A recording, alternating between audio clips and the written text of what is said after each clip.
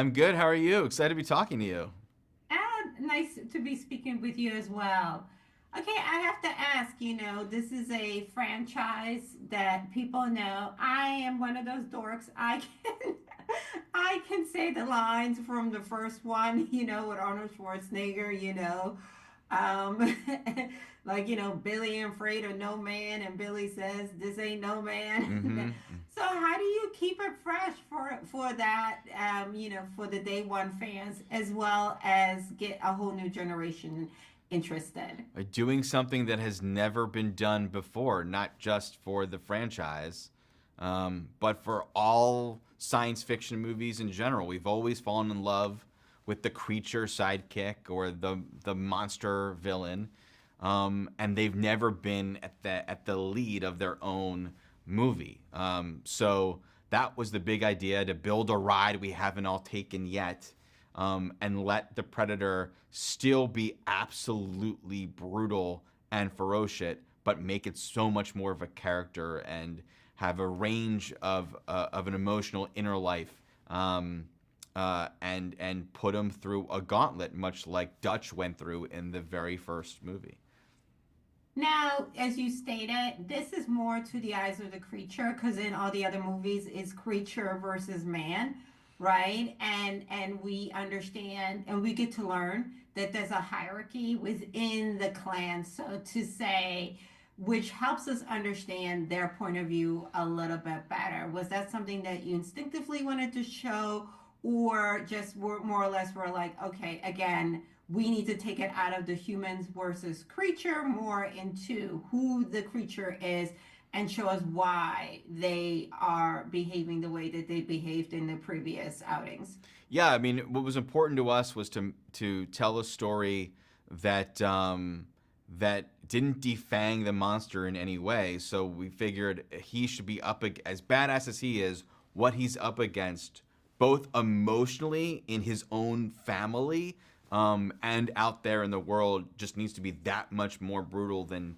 he is. And I think all of us, from all over, can find ourselves thinking about what makes us worthy, and wanting to prove ourselves to those around us, but even to ourselves. So yeah, it really was very specifically thought through in terms of telling a story that can still be absolutely badass, but also accessible emotionally, to everyone.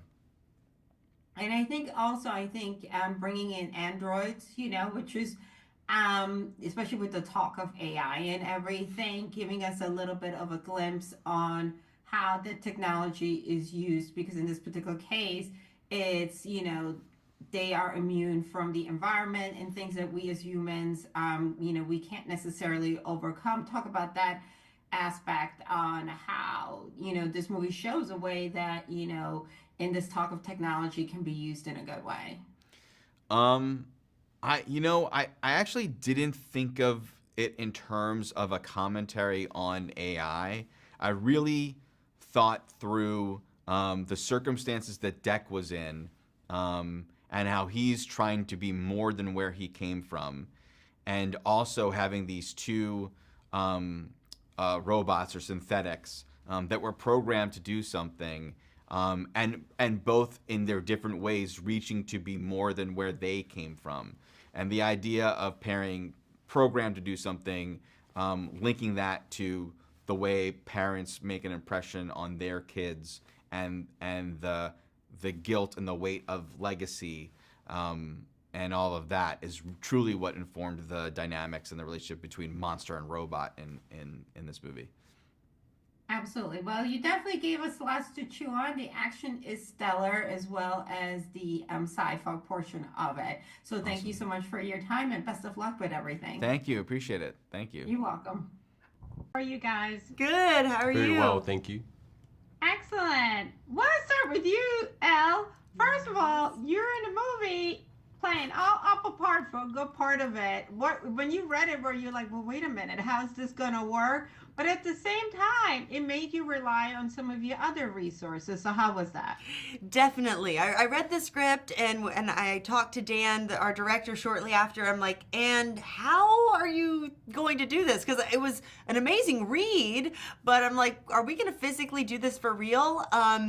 And yes, he was like, yes, we are. He had figured out all these ways, kind of movie tricks and movie magic. And of course, there's, special effects and things. But I think what I'm the most proud of is that we physically did it. I had blue stockings on most of the film, and we are back to back, bolted together, flying through the air on these wires in New Zealand, in the real locations, hooked up to trees and going through rivers and mountains. And I didn't think it was going to be possible. And it was like the ultimate challenge, but we really did. It's a proud feeling of triumph when we got it done. Yeah. Dimitrius, for you, were you like, so Al, I'm gonna need like lunch and dinner, seeing that I did carry you around today. You know what I mean? I owe you a lot. Steak dinner is definitely, I feel like, should be coming your way. Also, though, the challenge also for you, you're wearing prosthetics.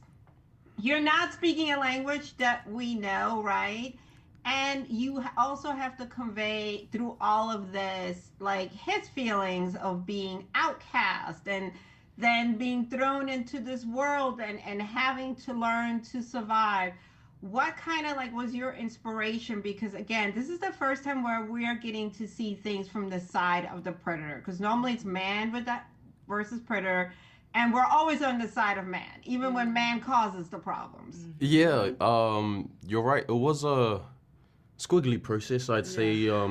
Getting to build Dick from the ground up. It was, for me, I was just trying to understand him, his psychology, where he's coming from. So that involved understanding Yautja culture, the codes that they live by, his particular clan in general, building just stories behind the Yautja, essentially. And we've never seen a predator be a protagonist, so we've never been able to relate or understand their journey, why they're going on these hunts. So, on top of all of the prosthetics and the language and whatnot, I really just wanted to hone in on his specific Yautja and portray him going through these difficult things, as truthfully as I could. I wouldn't say I was trying to connect with any type of humanity, because he's not human at all. There's nothing human about him.